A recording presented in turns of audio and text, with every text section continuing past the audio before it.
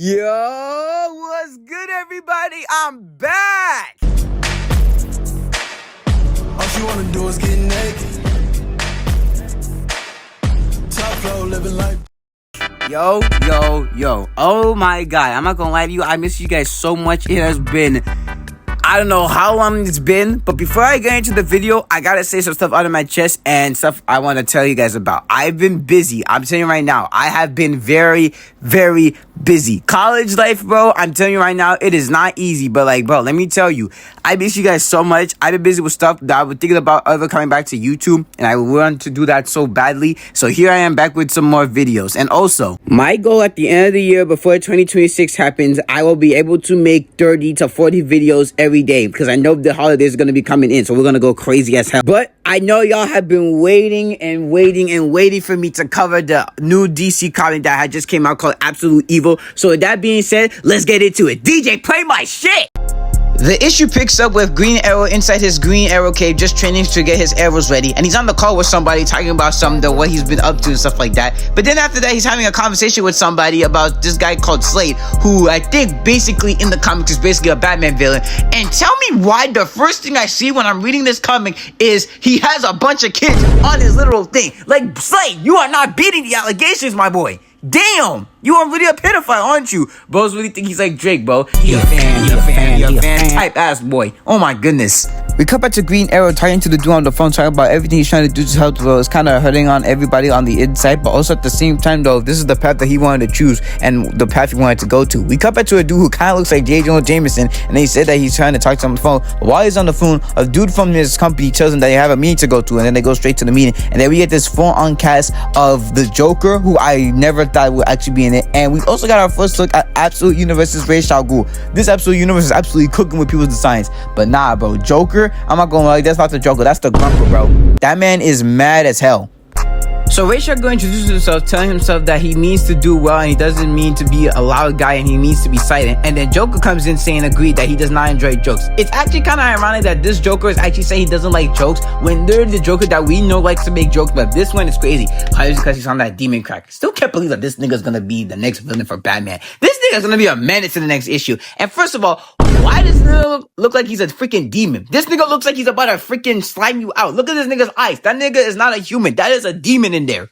The kid goes over the heroes that are on the screen, talking about this guy who is named called Wesley Dude, aka the Sandman, who basically has powers to turn anything he can use into sand and play gas people. But then he was trying to kill in the process of also saving lives, which is actually kind of like background character type of vibe. But anyway, we cut back to this other guy she's talking about called Weasley Panther or something, but it looks like a $1 version of Black Panther from Marvel, which is absolutely crazy. I'm not gonna lie to you.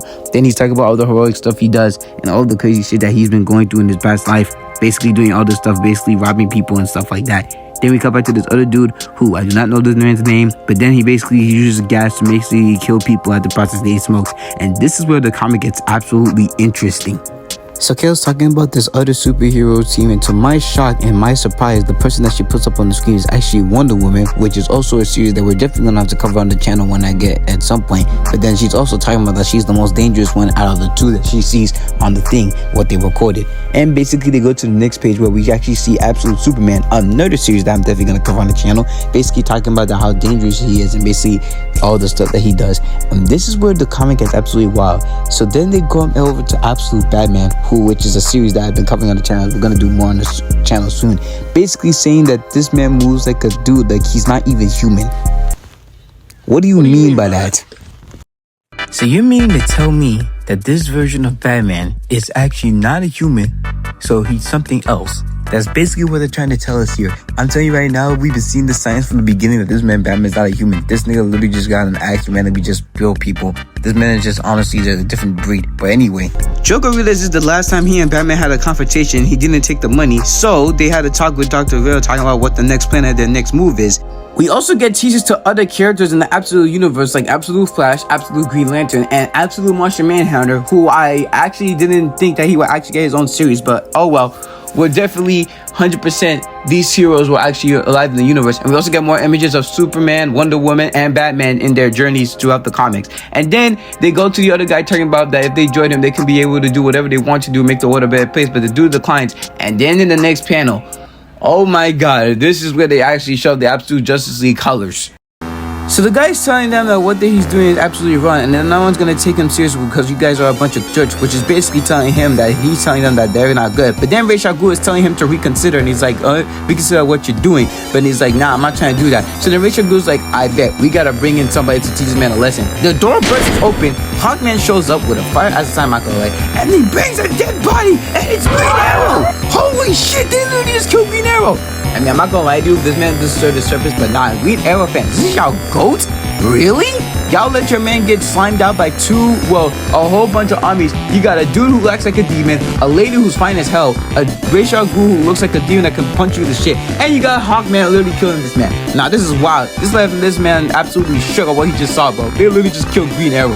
Nah, that's crazy. So Rachel Gu is like, nah, nigga, you better not try to do anything else. We do not play games in this game, so no shifting tables, no chump change, and personally, no games. And first of all, no more jokes. And then you see this man Joker just literally get very serious after he literally said that shit. Nah, this nigga Joker does not play games as in this entire series, bro. Oh my goodness. So then you got Ramon talking about how did you get this nigga? And then you see this man Hawkman just looking at everyone else looking like an absolute menace. You got Joker over here looking like an absolute demon. I'm telling you, this nigga does not play games in this entire universe. Like, damn.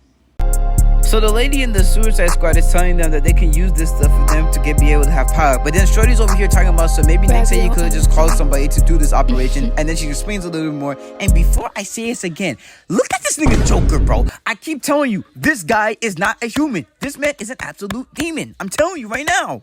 So while Joker's talking about what he found out in his laboratory physics, the panel pulls up to Rachel Gu in his glasses, and to my shock, Brainiac is literally watching him through his glasses. Bro decided to switch to the meta glasses to make sure he can see what he's up to. But anyway, Joker explains that there is something going on in this absolute universe.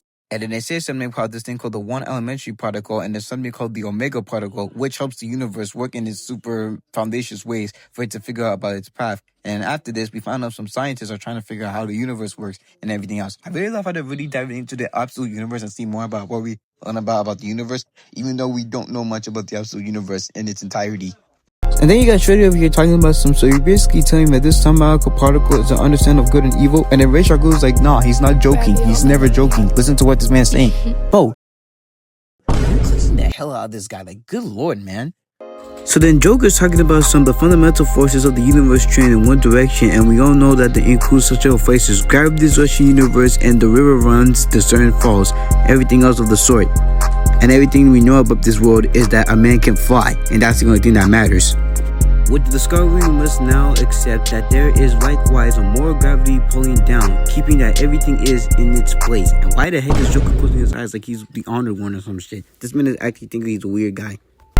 Existence is ordered and ordained. Water flows down here. Those who have not, have not. The richer get richer, the poor get poor. Some hold the winning cards. And then Goku goes on to say this. The sole losers in the game of life, seeing their fate, woven in the fabric of creation and rail it against it. It's called doom. There's a philosophical term for that retrospective. The just world fallacy. And imagine being so twisted, so filled with hate, so paralyzed by fear. Imagine thinking at a philosophy that the world could be just. That the world is just. We have evidence, not of doom, but of natural order. Work upon the world by a high power. It spurred little anarchies, like the late Mr. Queen. Here's world stand against the order. That I call injustice. And injustice must be fought. Chaos must be fought. We must fight it. And how can we fail? God is on our side. So, are we friends? We are not. To claim friendship with any of you would insult you. To succumb a friendship against the moral order. But we can be allies. Here in the room, our watchtower, looking down from high above. The herd, we can be league. Between us, we can ensure the moral arc of the universe bend towards justice. A toast then to an ordered world and to our Justice League. I'm not gonna lie to you, this issue was pretty good. I think this is actually a pretty good start for the evil Justice League. But nah, bro, Joker's gonna do some crazy stuff in the end of this issue, bro. I'm telling you right now. But anyway, thank you guys so much for watching. I'll catch you on the next one.